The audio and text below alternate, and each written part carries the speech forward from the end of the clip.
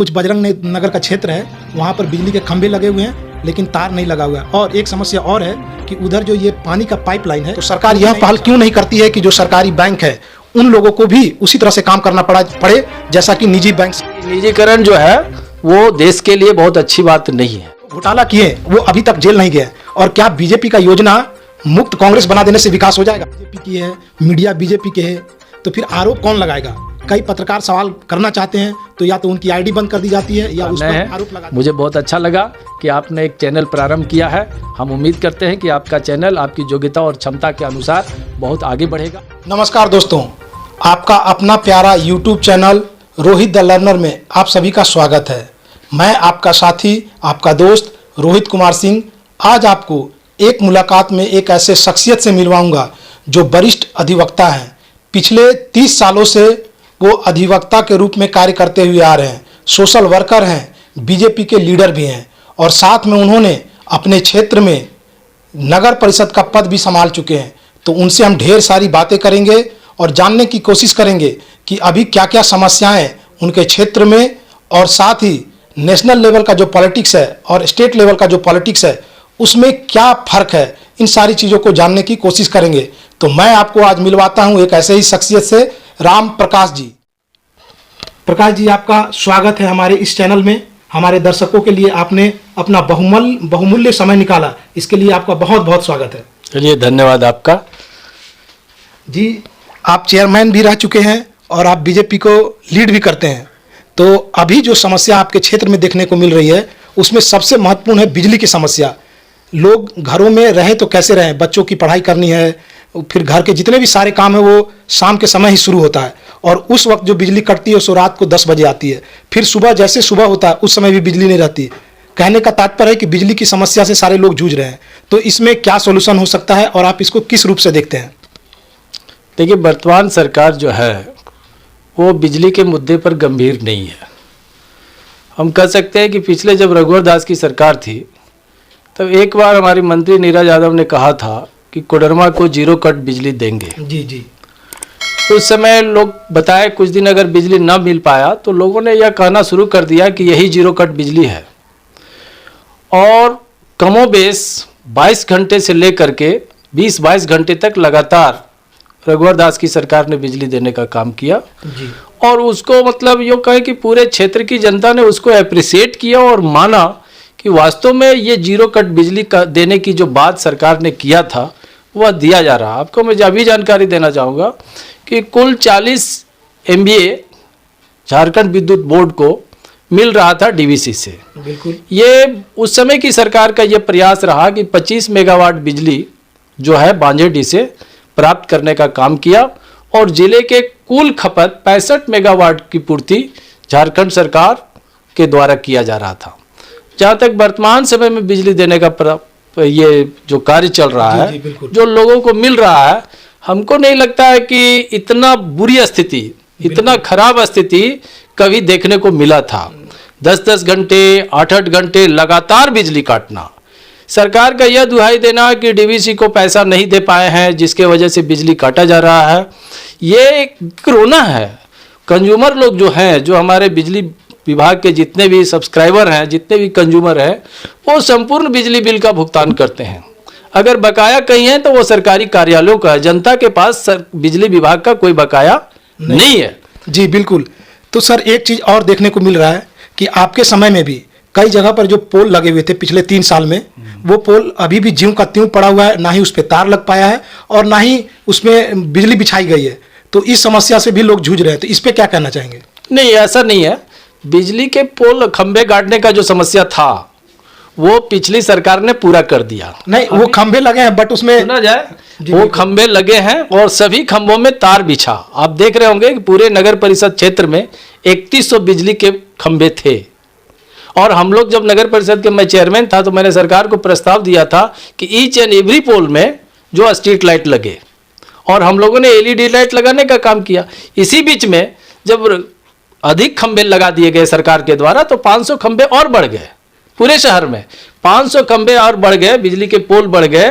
तो समझिए कि हमने जो हमारा पहले से सैंक्शन था मात्र 3100 का था, अब 3600 के लिए देना, तो वही एक आध पोल में अब जो स्ट्रीट लाइट आपको एलईडी बल्ब नहीं मिल रहा है, वही कारण है बढ़ जाने का कारण। अभी जहाँ तक सर, जो कुछ बजरंग नगर का क्षेत्र है वहाँ पर बिजली के खंभे लगे हुए हैं लेकिन तार नहीं लगा हुआ है। और एक समस्या और है कि उधर जो ये पानी का पाइपलाइन है वो भी नहीं बिछा हुआ है, तो इससे भी लोग समस्या से जूझ रहे हैं।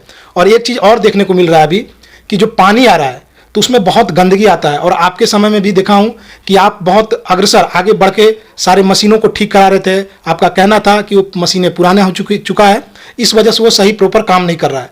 तो अल्टीमेटली क्या सॉल्यूशन है कि उसको पूरी तरह से परमानेंटली ठीक किया जा सके? देखिए, जहाँ तक आपने कहा कि बिजली के खंभे बजरंग नगर वगैरह में लगे हैं लेकिन तार नहीं बिछ पाया। जी बिल्कुल। इस संदर्भ में आपको हम जानकारी देना चाहेंगे कि बिजली के खंभे भी रघुवर सरकार में ही लगा था। जी जी बिल्कुल। जहाँ तक तार बिछने की बात है वो ठेकेदार छोड़ करके भाग गया, वर्तमान सरकार उसको लगा पा नहीं रही।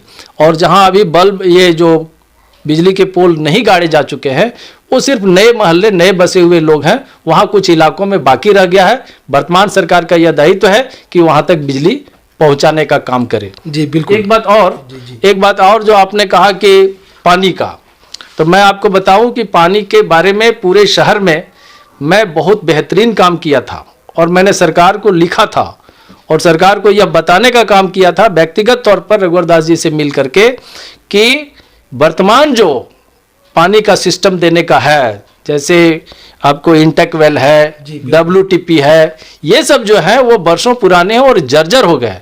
वो उस समय बनाए गए थे जिसमें शहर की आबादी मात्र 30-40 हज़ार थी। आज शहर की आबादी 1 लाख से ऊपर है। इसलिए इसको अगर आप चाहते हैं कि ईच एंड एवरी सिटीजन को पानी मिले तो उसके लिए आपको नए सिस्टम बनाने पड़ेंगे। और हमारी बात को सरकार ने माना और 182 करोड़ की योजना विथ ऑल न्यू सिस्टम सरकार ने पास किया था। लेकिन उस जो सिस्टम सरकार ने दिया उसके लिए पैसे मुहैया करा दिए गए। वर्ल्ड बैंक से सरकार ने 182 करोड़ लोन लेकर के सरकार को पैसा दे दिया। अब वर्तमान सरकार जो है टेंडर तक नहीं कर पाई और अभी मुझे जानकारी मिली है कि वो 182 करोड़ की योजना थी उसको घटा करके 150 करोड़ कर दिया गया। वही होगा तबे पूरे शहर को पानी मिल पाएगा, अन्यथा नए जगहों में पाइप बिछाना बहादुरी नहीं होगा, क्योंकि जो एग्जिस्ट कर रहा है सिस्टम उससे जितना जगह पाइपलाइन बिछा है वहीं पानी नहीं जा सकता है, तो आगे पानी क्या जाएगा। जी बिल्कुल, आपका कार्य तो वाकई में सराहनीय रहा है और लोगों को उससे लाभ भी मिला है। सर, आप सोशल वर्कर भी हैं और आप जगह जगह घूमते हैं, तो आपको देखने को अभी मिल रहा होगा कि कई ऐसे बच्चे हैं जिनकी शादियां नहीं हो पा रही है, कारण कि उनको जॉब नहीं है उनके पास। अर्थात कहने का मतलब है कि बेरोजगारी का आलम इस कदर है कि लोग परेशान हो गए हैं। तो इस स्थिति में वो क्या करें, कहाँ जाएं? देखिए, जहाँ तक बेरोजगारी का सवाल है, मेरा पुराना अनुभव भी है और मैं आपको बताऊंगा कि बेरोजगारी केवल वर्तमान सरकार में है ऐसी बात नहीं है। केंद्र की सरकार हो या राज्य की सरकार हो, बेरोजगारी समस्या सभी सरकारों के लिए एक अहम विषय रहा है। लेकिन इसका मतलब ये नहीं कि सरकार को इस पर चिंता नहीं करनी चाहिए। बिल्कुल बेरोजगारी एक बहुत बड़ी समस्या है। कभी किसी जमाने में बेरोजगारी को हमने भी फेस किया है। सही बात। इसलिए युवा तो आज इसी उम्मीद से पढ़ता लिखता है कि उसको रोजगार मिले, वह अपना भविष्य तय करे। तो सरकारों को चाहिए केवल केंद्र सरकार पर निर्भर रहना कि केंद्र सरकार पर ही रोजगार देगा। राज्य सरकार के अधीन रोजगार के ज्यादा अवसर है। राज्य सरकारों का दायित्व बनता है कि रोजगार मुहैया करे।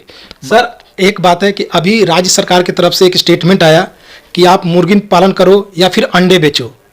तो और अगर आप देखें केंद्र सरकार की बात करें तो उन्होंने भी एक समय में कहा था कि पकोड़े बेचो, वह भी एक रोजगार है। तो अगर दोनों को देखें तो दोनों में क्या फ़र्क है?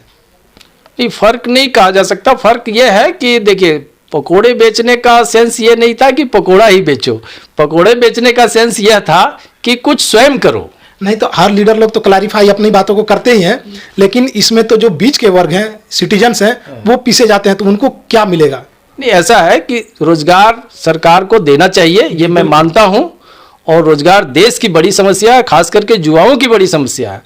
लेकिन अब केवल सरकार के भरोसे निर्भर नहीं करना, ये मैं राजनीतिक बात नहीं बोल रहा हूँ। बिल्कुल। ये सही बात है कि युवाओं को भी केवल सरकार के भरोसे नहीं बैठना पड़ेगा, स्वयं के लिए कुछ सोचना पड़ेगा और स्वयं करने का मादा रखना पड़ेगा। लेकिन सरकारें जो जिन विभागों में नौकरियां रिक्त पड़ी है अभी उसको भरा नहीं जा रहा है, उसको भर देने से बहुत सारे लोगों को रोजगार मिलेगा। रही बात केंद्र सरकार की, तो केंद्र सरकार के स्तर पर जो रोजगार के अवसर पहले दिए जा रहे थे या जो चल रहे थे, चाहे वो नरसिंह राव की सरकार हो, राजीव गांधी की सरकार रही हो या मनमोहन सिंह की सरकार रही हो, जितनी या मोदी जी वाजपेयी जी जितनी नौकरियां मिलती थी आज भी मिल रही है, लेकिन सवाल है कि अब नौकरी पाने वालों की संख्या बहुत बढ़ गई है। सर, तो केंद्र सरकार की ओर से वैकेंसियां लगभग बंद कर दी गई हैं और जहां रेलवे की वैकेंसियां प्रत्येक ईयर आती थी वो आना बंद हो गया है। तो कई सारे और भी सवाल हैं। दूसरी बात अगर हम करें, अभी अगर आप बीजेपी से हैं और बीजेपी को बखूबी समझते भी हैं, बीजेपी के बातों को आगे बढ़ाते भी हैं, तो एक बात चल रही है निजीकरण की। निजीकरण, कई कार्यकर्ता जो हैं ये फेसबुक पे IT सेल वाले यह चलाते रहते हैं कि जो बैंक है, अगर आप प्राइवेट बैंक में जाओ तो आपको देखने को मिलेगा कि वहाँ पे सारी सुविधाएं हैं, लेकिन वहीं आप अगर सरकारी बैंक में जाएंगे तो आपको बहुत सारी कठिनाइयों का सामना करना पड़ता है। तो अगर जब बात ऐसी है तो सरकार यह पहल क्यों नहीं करती है कि जो सरकारी बैंक है उन लोगों को भी उसी तरह से काम करना पड़े जैसा कि निजी बैंक्स कर रहे हैं? इस पे आप क्या कहना चाहेंगे? देखिए, विषय सरकारी और निजीकरण का नहीं है। निजीकरण रोजगार देने का माध्यम नहीं हो सकता। ये रोजगार की बात नहीं है, मैं पूरे देश की बात कर रहा हूँ। नहीं, निजीकरण जो है वो देश के लिए बहुत अच्छी बात नहीं है। जी बिल्कुल, मेरा यह मानना है कि निजीकरण कुछ सीमा तक हो, संपूर्ण स्तर पर निजीकरण होना दुर्भाग्यपूर्ण होगा और सरकारों को इस पर चिंता करनी चाहिए। रही बैंक, प्राइवेट और सरकारी कौन बेहतर है, इस मायने में आपको देखना पड़ेगा कि सरकारी क्यों बेहतर नहीं है, क्या कारण है, इस पर सरकार को अपना निगरानी रखना पड़ेगा कि आखिर हमारा पुराना बैंक है, हमारा सरकारी बैंक है, वो क्यों आज बेहतर नहीं कर पा रहा है।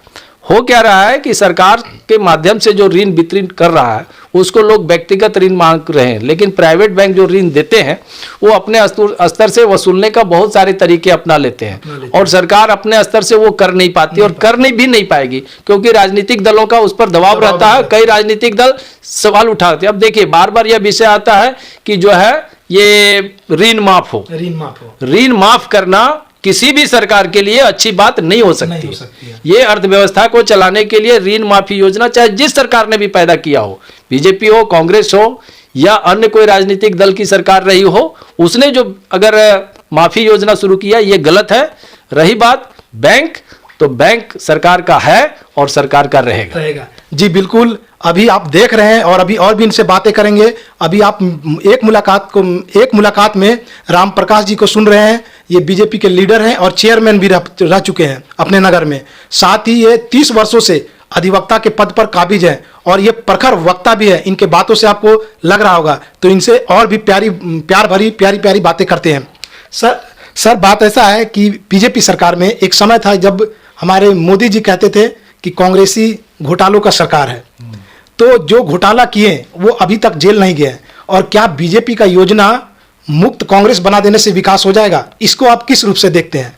पूरा गंभीरता से इसका जवाब दीजिएगा, क्योंकि बहुत सारे लोग बाहर भी इन सवालों को पूछते रहते हैं कि मुक्त अगर कांग्रेस को कर दिया जाए तो क्या भारत सफल हो जाएगा, विकसित देश बन जाएगा? सवाल आपका था जी कि कांग्रेस को मुक्त नहीं करना है।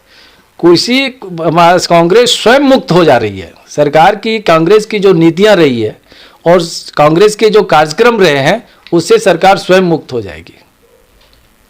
इसलिए ये कोई बहुत बड़ा विषय नहीं है। मेरा मानना है कि आज कोई भी राजनीतिक दल को समर्थन करने के लिए लोग आशा भरी निगाह से देखते हैं। जब लोगों को किसी से उम्मीद टूट जाता है तो वह उसे बदलने को ठान लेता है। अब सरकार उसको किस रूप में लेगी, कैसे करेगी, ये तो सरकार का काम है। तो अभी तक कोई भी कांग्रेसी जेल क्यों नहीं गए? जेल गए, बहुत सारे लोग जेल गए। कनिमोझी जेल गई, डी राजा जेल गए, बहुत सारे लोग गए और जेल जाएंगे। लालू यादव इतने दिनों तक जेल में रहे, किस आरोप में लालू यादव जेल में रहे? चारे घोटाले के आरोप में जेल में रहे। बहुत सारे कांग्रेस, पी चिदम्बरम गए, अभी केसेस चल रहे हैं। केसेस का फैसला कहाँ आया? जहां तक बीजेपी सरकार का सवाल है, आपको मानना पड़ेगा कि ये पहली देश की सरकार है जो आज 7-8 वर्ष पूरा करने जा रही है और एक भी मंत्री, सांसद, विधायक पर भ्रष्टाचार का कोई आरोप नहीं लगा। सर, आरोप लगना ही अपने आप में एक बड़ी बात है। सर, कहा जाता है कि सरकार बीजेपी की है, मीडिया बीजेपी के है, तो फिर आरोप कौन लगाएगा? कई पत्रकार सवाल करना चाहते हैं तो या तो उनकी आईडी बंद कर दी जाती है या उस पर आरोप लगा दिए जाते हैं, तो सवाल कौन करेगा? इसमें आप क्या कहना चाहेंगे? नहीं, मैं तो प्रतिदिन देखता हूँ न्यूज चैनल, और उसमें देखता हूँ मैं तो नेताओं का बहस, जो आपका डिबेट जितना भी आ रहा है, मैं तो देख रहा हूँ कि सारे लोग, हमारे नेता पार्टी के प्रवक्ता आकर के अपना पक्ष पार्टी का रखते हैं, सरकार का पक्ष रखते हैं। इसमें किस चैनल को क्या बताया, कौन मीडिया क्या लेता है, क्या दिखाता है, ये तो मीडिया वालों को सोचना है। अब जब सवाल है कि अब आपके अनुकूल कोई बोल दे, सरकार के अनुकूल और सरकार के अच्छे कार्यक्रमों के बारे में कोई बोले, तो वह मीडिया खराब हो गया। नहीं नहीं, बैलेंस होना चाहिए, उनकी नाकामियों को भी बताना पड़ेगा। तो ऐसा कहा जाता है कि उन पे दबाव है सरकार का। नहीं नहीं, सरकार का कोई दबाव नहीं है, मीडिया पूर्ण रूपेण स्वतंत्र है, और आज नहीं है, वर्षों है। हम उस जमाने की बात करते हैं जब मीडिया की आवाज़ इमरजेंसी में इंदिरा सरकार ने बंद कर दिया था, जिसका हम लोगों ने विरोध किया। और आज भी देश की जनता जो है वो मीडिया को स्वतंत्र देखना चाहती है, और हमारे देश की मीडिया बहुत स्वतंत्र है, उसको खुली आज़ादी है, हर एक मामले में वो हर एक पहलू को उजागर करने का काम करती है। इसलिए मीडिया पर दोषारोपण देना नेताओं की नासमझी है। जी, आपसे बहुत सारी बात की है और आपने बहुत सारे सवालों का जवाब दिया। अब कुछ कोर्ट से रिलेटेड क्वेश्चंस हो जाए। नहीं, पूछ लीजिए, कोर्ट का भी बात बताएंगे जी, आपको। कोर्ट में मैं जानना चाहता हूं कि सबसे ज़्यादा जो केसेस आते हैं वो, जहां तक मुझे लगता है कि 498A के आ रहे हैं, तो इसके पीछे का क्या रहस्य है और लोगों को इन सब चीज़ों से कैसे बचना चाहिए? क्योंकि जब किसी के ऊपर आरोप प्रत्यारोप होता है तो इसमें दोनों घर तबाह होते हैं, चाहे वो वर पक्ष हो या वधु पक्ष हो, तो दोनों के पक्ष के घरों में तबाही मच जाती है। तो इसको आप किस रूप से देखते हैं और क्या आप इसमें सॉल्यूशन देना चाहेंगे कि वो कोर्ट तक ना पहुंच पाए? हालांकि कोई अधिवक्ता ऐसा नहीं चाहेगा, लेकिन फिर भी सोशल वर्कर हैं आप। नहीं, देखिए, कोर्ट में जो मामले आते हैं, सामाजिक स्तर से, गांव समाज के भी माध्यम से उसको हल करने का बहुत प्रयास किया जाता है। परिवार के स्तर से भी उसका निराकरण ढूंढा जाता है। दोनों पक्षों को समझा बुझा करके मामले के निष्पादन का बेहतर प्रयास किया जाता है। जब सारे प्रयास विफल हो जाते हैं, जब ही कोर्ट आता है। जी बिल्कुल। एक सवाल और आपसे कि यहाँ के जो लोकल जनता है, जो आपके जनता है, जिन्हें आप प्यार करते हैं, उनसे क्या कहना चाहेंगे? जनता को मैं धन्यवाद करना चाहूँगा। जनता बहुत अच्छी है हमारे क्षेत्र की, और जनता को थोड़ा और जागरूक होने की आवश्यकता है, हाँ, ताकि वो अपनी आवाज़ बुलंद करे और सरकार से यह मांग करे, जो नेता, चाहे जिस दल के भी नेता कार्यक्रम करते हैं, वो उसकी जायज़ मांगों को लेकर के आवाज़ उठाते हैं, उसका समर्थन करे, उसमें बढ़ चढ़ करके हिस्सा ले, ताकि सरकार जो सोई हुई है वो सरकार कुछ करने के लिए, सुनने के लिए बाध्य हो। जी बिल्कुल। सर, हमारे दर्शकों के लिए और हमारे चैनल के लिए आप क्या कहना चाहेंगे? आपके चैनल को हमारी बहुत बहुत शुभकामनाएं हैं। मुझे बहुत अच्छा लगा कि आपने एक चैनल प्रारंभ किया है। हम उम्मीद करते हैं कि आपका चैनल आपकी योग्यता और क्षमता के अनुसार बहुत आगे बढ़ेगा। इसके लिए मैं आपके और आपके चैनल को शुभकामना भी देता हूँ। जी बहुत बहुत धन्यवाद। तो अभी हम बात कर रहे थे राम प्रकाश जी से, इन्होंने बेबाकी से सारी बातों का जवाब दिया और अपनी बातें भी रखी। तो फिर मिलते हैं नए मुलाकात में नए शख्सियत के साथ। तब तक के लिए जय हिंद, भारत माता की जय, वंदे मातरम।